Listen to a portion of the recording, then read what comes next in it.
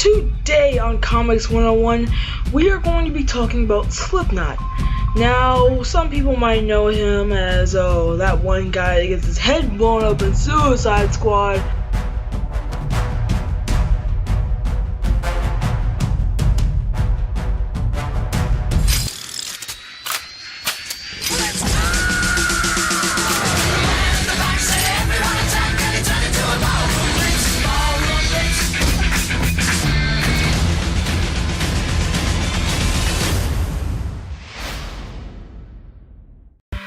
But he is also an actual DC Comics villain, and just as pathetic.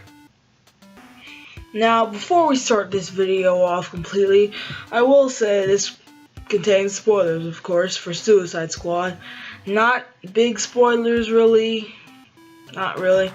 But, you know, some stuff, because he's really not important in this movie.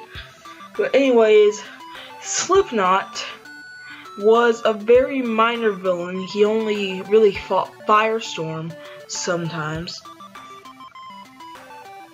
And he only went on one mission in his entire time on the Suicide Squad, which is dead on lame.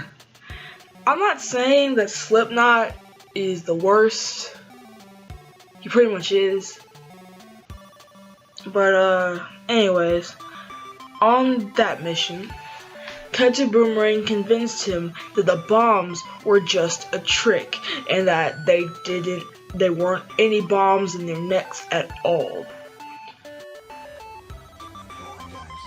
What's that? Oh, it was bomb in the neck crap. That ain't real, mate. So they're trying to trap us with our own minds, right? You look around, we're free, right?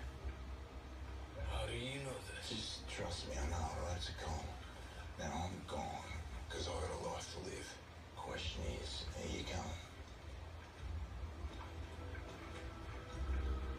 Yeah, smart. The thing is, he was actually wearing an explosive bracelet. So, you know, he kind of went boom.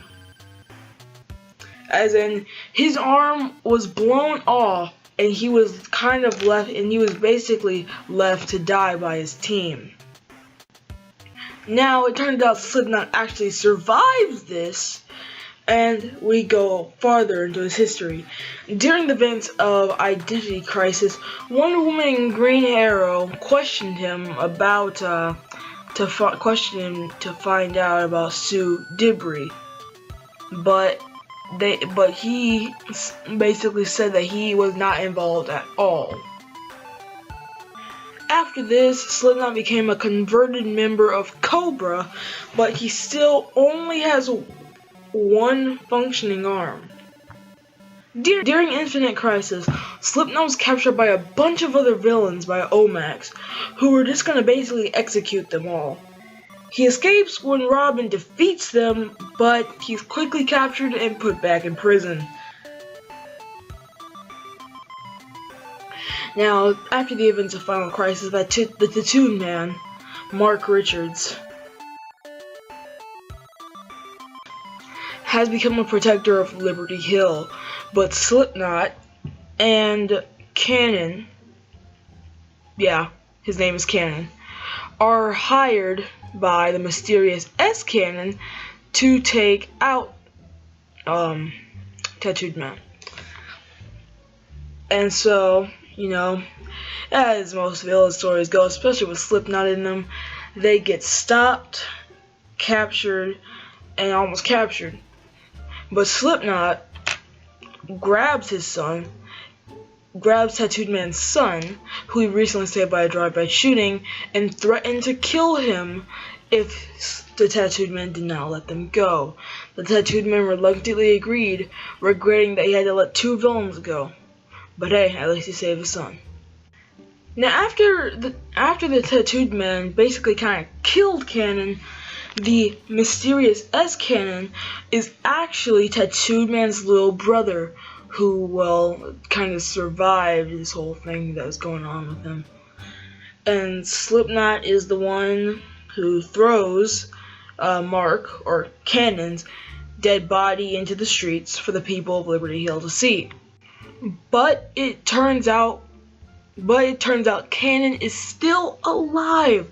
So he takes off Slipknot's robotic arm and leaves him for dead. The same way he left him for dead, in the same way the Suicide Squad did to him after so many years ago. In order to gain Tattoo Man's loyalty to the new version of Titans, Deathstroke captures Slipknot, and well, here's the thing. Slipknot taunts the Tattooed Man, and then the Tattooed Man kind of decapitates him.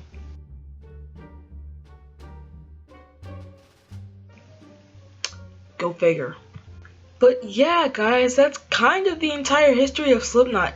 Very minor character, only about 30-something issues, so I suggest you pick up some Suicide Squad books if you want to know more about his character.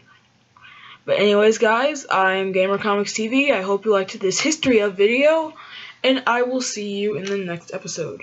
Goodbye.